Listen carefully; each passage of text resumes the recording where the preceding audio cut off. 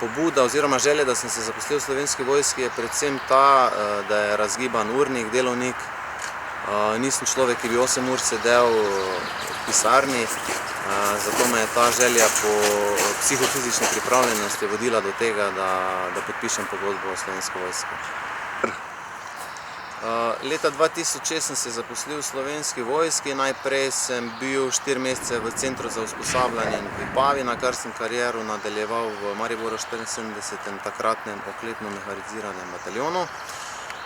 Nato sem dal, moja želja je bila velika, da bi sodeloval oziroma da bi bil v vojaški policiji, tako da sem se leta 2008 zaposlil v vojaški policiji in od takrat dalje tudi tukaj nadaljujem svojo kariero.